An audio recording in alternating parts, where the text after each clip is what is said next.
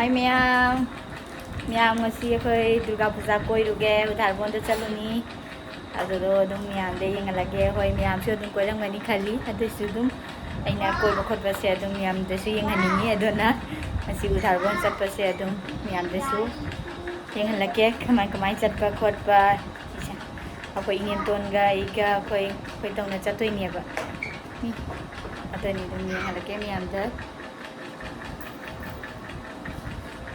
Chana pasi na ling mana jangan lupa sambil ngambil pasana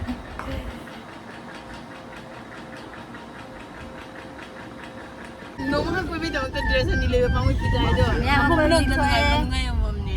tuh apa yang siap kami jangan lupa tuh एकदम मागे मी हरा yang adum ngambak kayak gini yang lagi kali memang di kapan ini na kanggo eh macam kapang ngambil nggak mau datang jadi sih आयुष्य मोहना तो फरा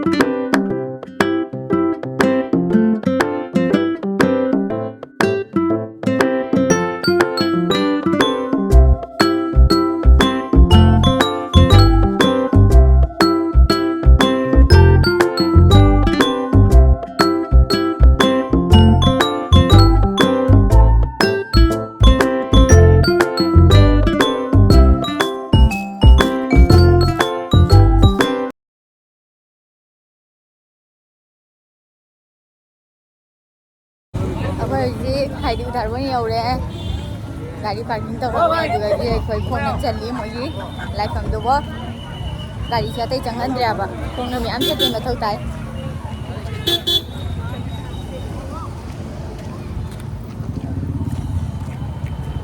chali ya koi tu nyen ton ngai gai chan ki ga mamang dana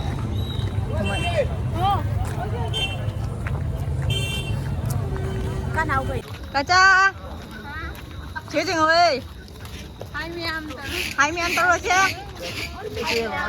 आई में दे दो hai mươi em xuân đợi Hai Mayang. hai mươi em ấy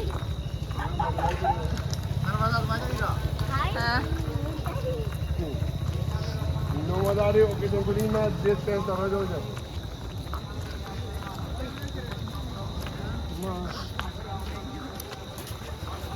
không ăn mà nhiệt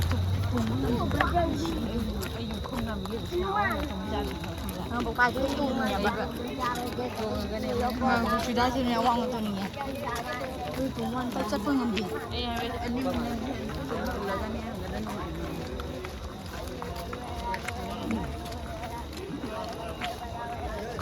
masih saya satu mini yang ada kami jam tili no sesti ni misi ba ay hang chika di loy ni chat pang amoy bi na Gari manung ke kena tayo ni. Thanda. si kam hawi humra smai na gani सेस्टा Saya seorang kah? Is. Besok tu aku nama ni.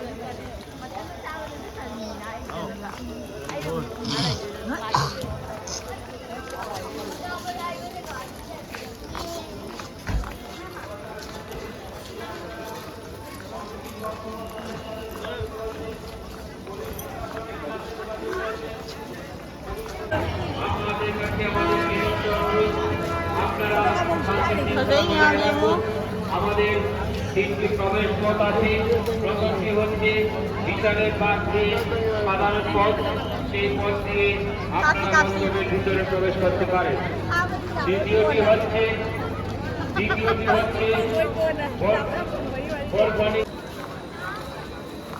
Jangan payung.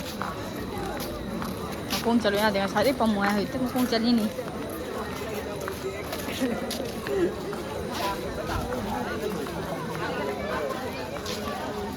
Là chia cái nốt này đi.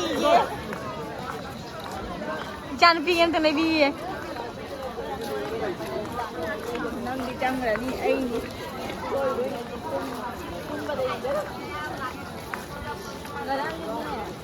Anh buổi chiều thì để dậy nào cho lấy làm đẹp.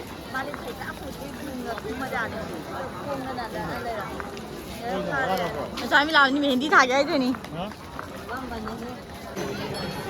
Tôi chỉ có chắc ăn mình đi đó. Sang cái tàu đi.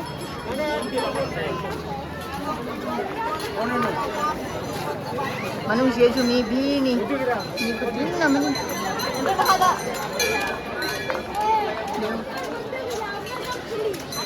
Mina.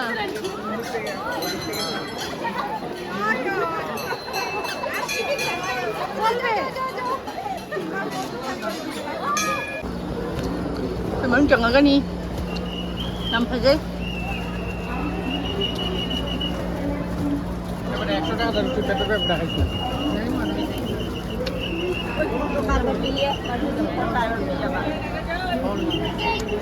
Mimpi rồi mình đi nè. amore!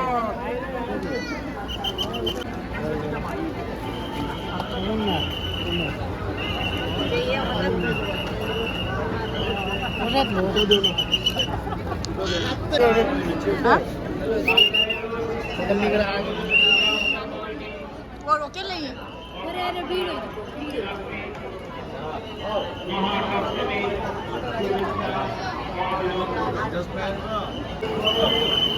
Cái này lại mình nungตัวนี้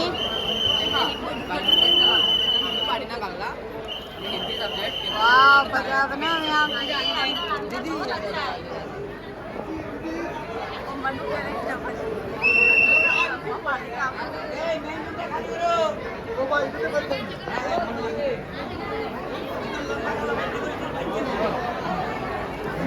Betul kan tu?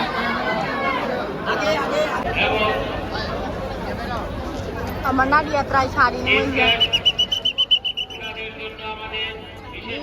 Bina. सीधे जाओ कोई जी खल्लनी खाली चोंगे तौरी थोकले अब बीर बनी ना याम कापा ngam de babu chango